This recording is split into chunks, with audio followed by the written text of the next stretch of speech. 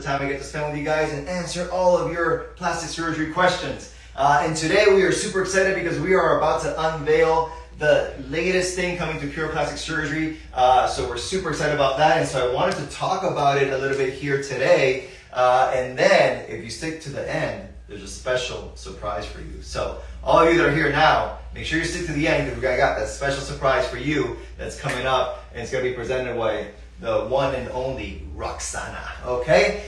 So what are we talking about here? So we are talking about Renuvion or J-Plasma. So I'm sure you guys have heard about it before because it has been around.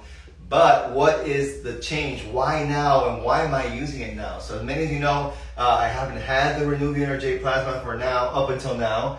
But that's because they just came out with the newest machine, the latest technology, and I'm really excited about it because I think this actually makes a big change, a big difference, a big impact. And it's basically the next big thing in skin tightening. All right? So Renuvion is J-Plasma, and why is it plasma? Because it uses the fourth state of matter. So I'm sure you guys are all into science in there, right? So what are the states of matter? And anyone know? We'll give them a second.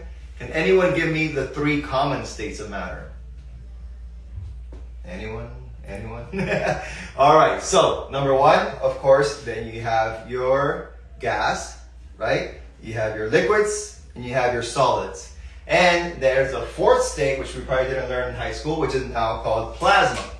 And that's where this comes in, because this is the latest technology in skin tightening, and what it uses is RF energy or radiofrequency energy to ignite a gas, which is helium. And so it ignites that helium gas and it turns it into that plasma, and that's what provides the energy that is needed for the skin tightening, okay? And so plasma actually looks like this, and I'm not sure, can you guys see that there on the screen?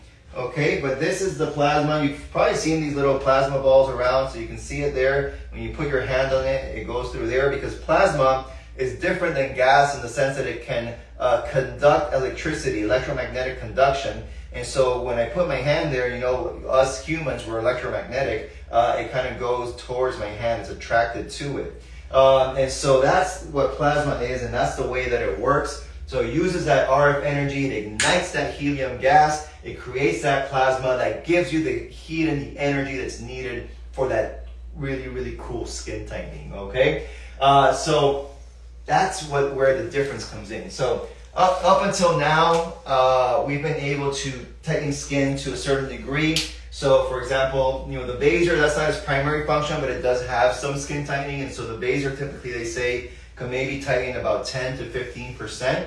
But with the addition of the J-Plasma or the Renuvion, we can then up that up to about 60%, which is great, right? As you know, like when I talk about skin tightening, I always say, of course, it's not the same as a skin tightening procedure like a tummy tuck or an arm lift, but it can do more than half than what a skin tightening procedure could do. It could probably skin tight up to about 60% without the need of the big, long scars and recovery that's associated with the skin removal surgery. So we're super excited about that. And here's the thing, it is actually FDA approved for this specific indication, which is skin tightening. So there's other devices out there that we use that are not, that are, you know, off, what we call off-label use. So we can use them, but there's an off-label use. This is actually what's called an in-label use, because it has an FDA approval specifically for this indication of the skin tightening, okay? But what do I like about it? It's fast. That's right. And as surgeons, we like to be fast, right? We don't like to keep people under general anesthesia for any longer than they have to. We like to, you know, go ahead and keep on moving. We have a lot of things to do, a lot of cases, clinic, etc. So we like to be efficient. Efficiency in the OR is key. It's one of the things that separates the good surgeons from the great ones, right? And so we like efficiency, we like fast, and this is very fast. And so what this does is that it makes it a lot better and easier for us to treat large areas. And so it works really great for the abdomen. It works really great for the back, and even like the larger kind of thigh areas as well. So that's what I highly recommend it for. I recommend it for the large area. So we want to treat the abdomen, we want to treat the back, maybe even the thighs. Definitely consider the J-Plasma there, because it's going to work really great for the large areas, and it's going to do it in a very quick and efficient manner. okay? With, like I said, skin tightening up to 60%. But some people do have that confusion, right? So it is not a replacement of lipo. It is not a replacement of Vaser, okay? They can be used all together to obtain incredible results, but it doesn't replace the other two, okay? So lipo, think about it. Lipo is for sculpting and for fat removal, okay? Vaser helps in the fat removal because it uses that ultrasound energy to what we call emulsify the fat, or knock off the fat cells from the surrounding tissue, so that we can remove more fat, typically with less bleeding and less inflammation.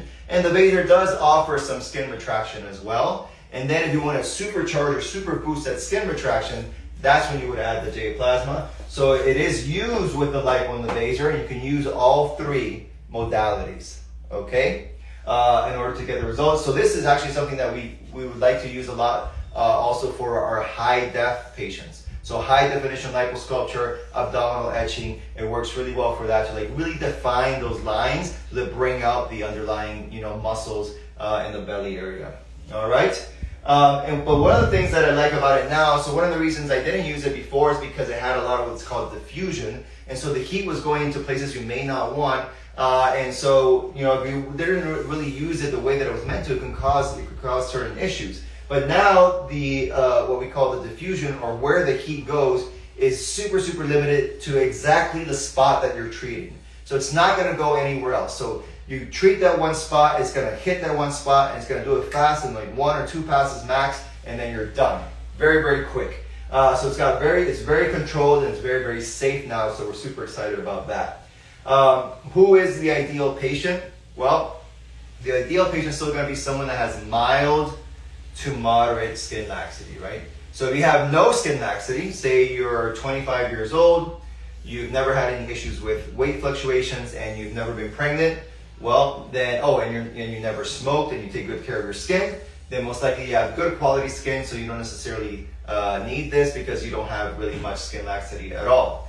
All right. However, maybe you're perhaps a little bit older, perhaps you smoked in your youth, perhaps you've had a pregnancy or two, or weight fluctuations, in which case you may have anywhere from mild to moderate skin laxity. Well, this is something to definitely consider in that case. And then on the other end of the spectrum, if you have severe skin laxity, maybe multiple pregnancies or massive weight loss of like 60 pounds or greater, 60, 80, 100 pounds, and we're talking about severe skin laxity, then of course, this is not the surgery for you as well. If you have severe skin laxity, you have to do a surgical procedure. So you have to, if it's the tummy, you're gonna do a tummy tuck. If it's the arms, you're gonna do an arm lift. Thighs, thigh lift.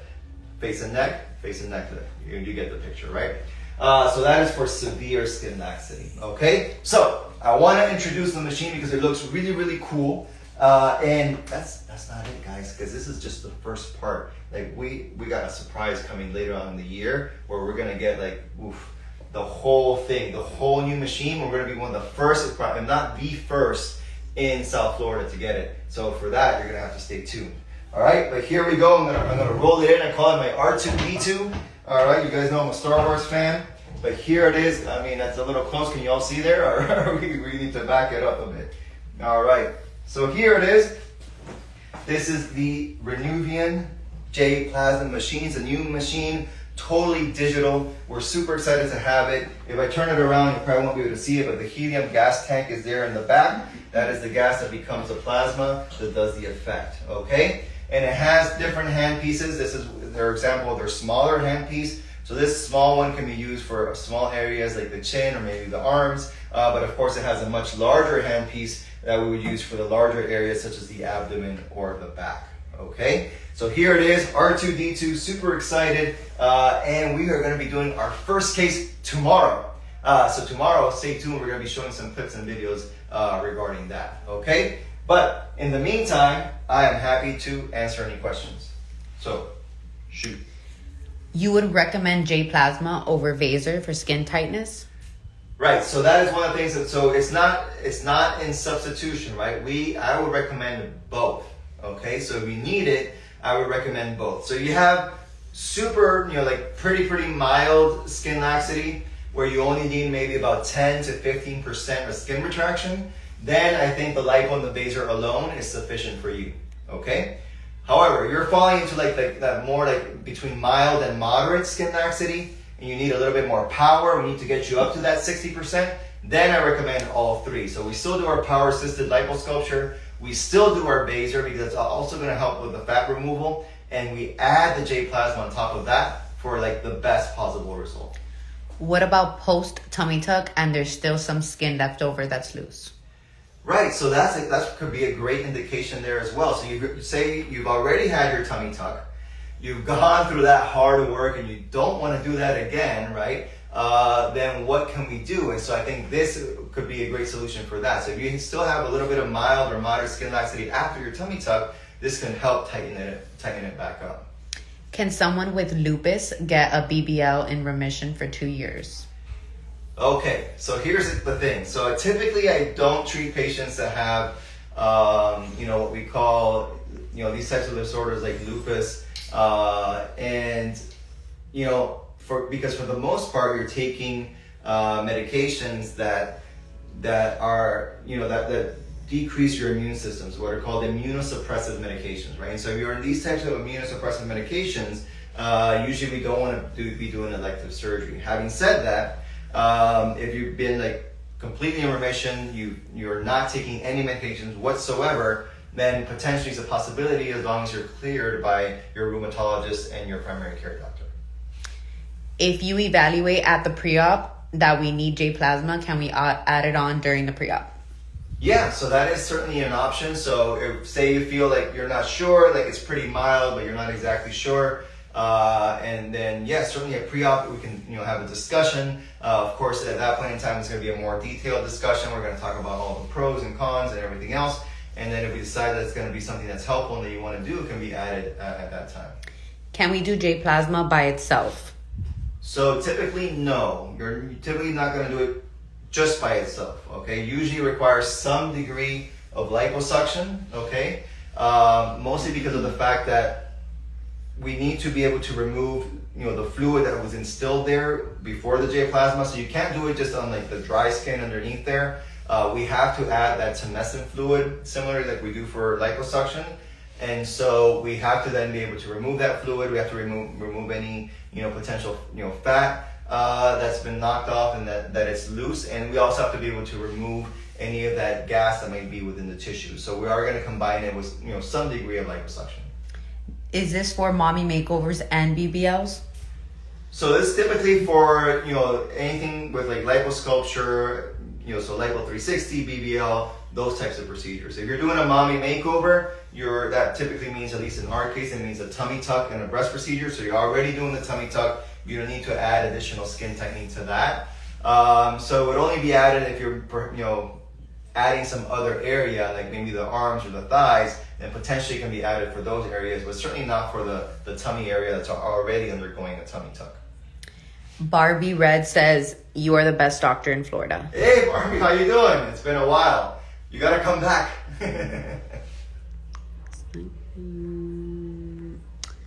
Seeing if there's more questions. Could you do lipo, BBL, and breast augmentation at the same time? Okay, so lipo, BBL, that does definitely come together, but the next part of it is the breast augmentation. So typically, for the most part, I don't recommend combining all these procedures, especially here in South Florida. Why is that? Well, number one, when you're in Florida and you're doing a procedure like a breast augmentation, then you are very limited by the Florida Department of Health as to how much fat you can remove. And that is limited to only 1,000 cc's or 1 liter, which is usually not enough to really get a good liposculpture and a good fat transfer to the buttock and hips, okay? So you're gonna have less of a result than what you want. The other part is, of course, recovery.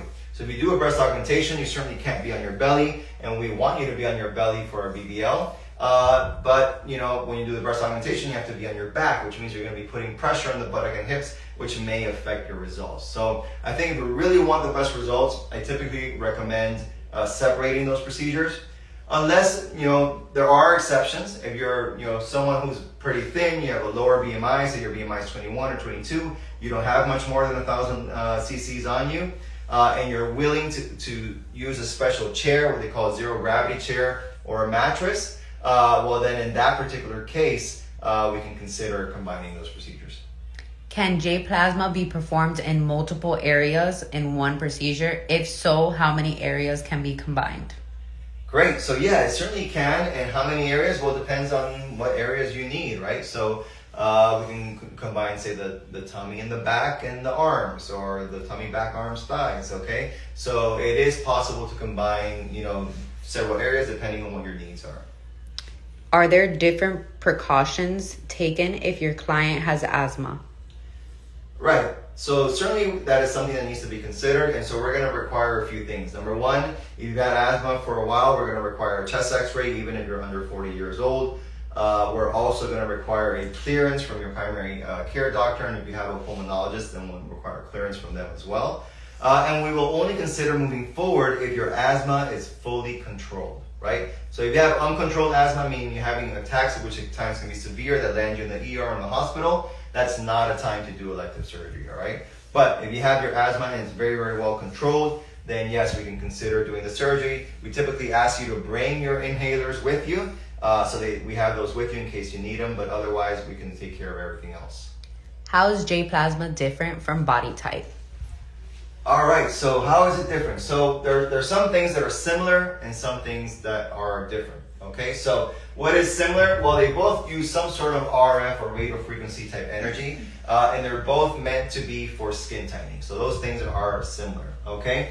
What is different? Well, this then adds, of course, the addition of the plasma, okay? So basically the gas. So the RF energy is used to ignite that gas and create the plasma. And so the J-plasma tends to then be quicker, be faster than the body type in terms of getting the tissues to the temperature they need to get to in order to create the effect. So it does tend to be faster. Some say that it can get up to a little bit higher temperatures, but you really have to be careful with that, especially if you're using it for in a case where you may then be doing fat transfer. So you want to control that. You don't want to get too high a temperature that can cause issues, okay?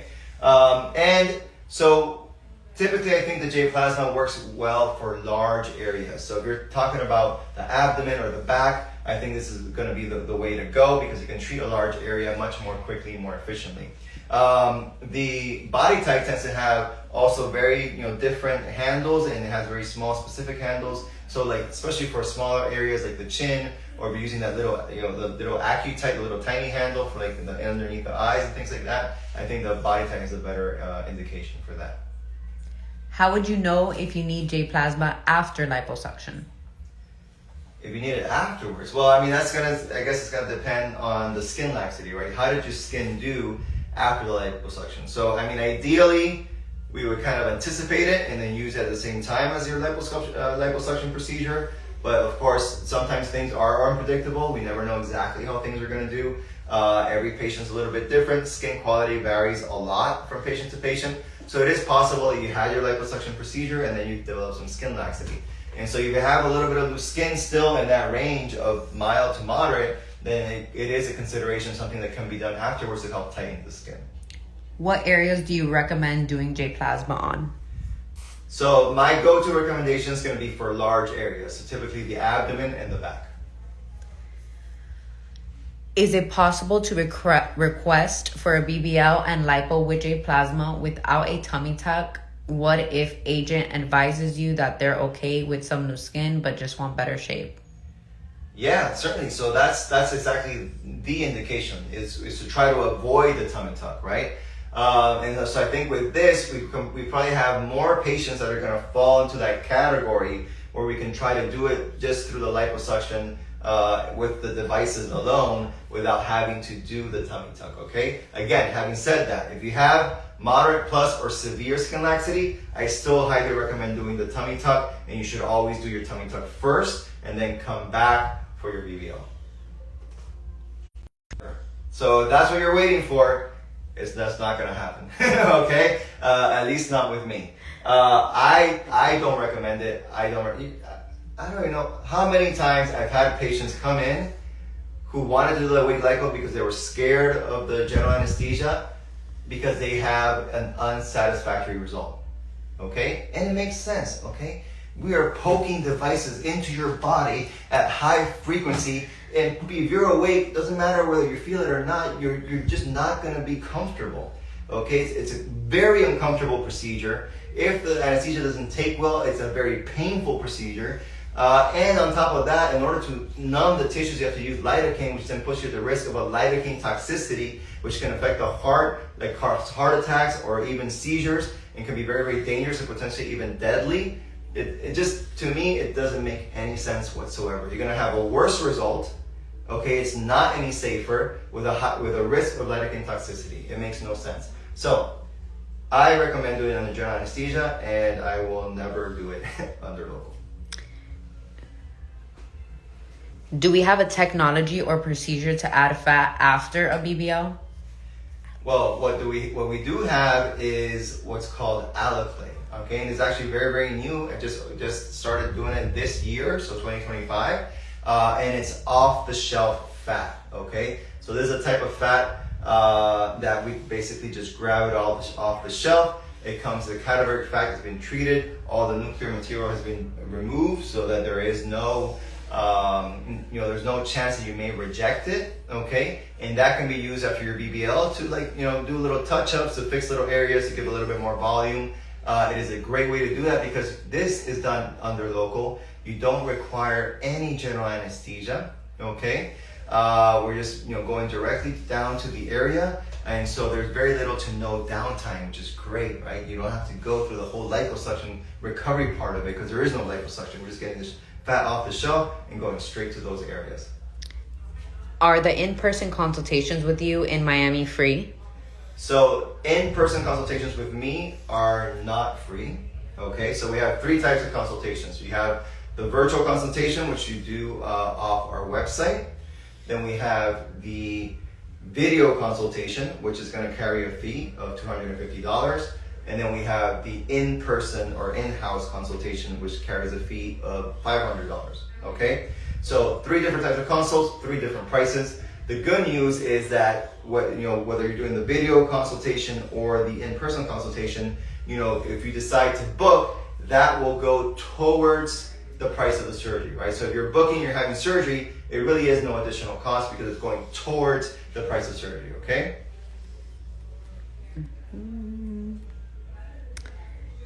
Reading everybody's question here. 1 second. Let me see if I missed anybody here. Yeah.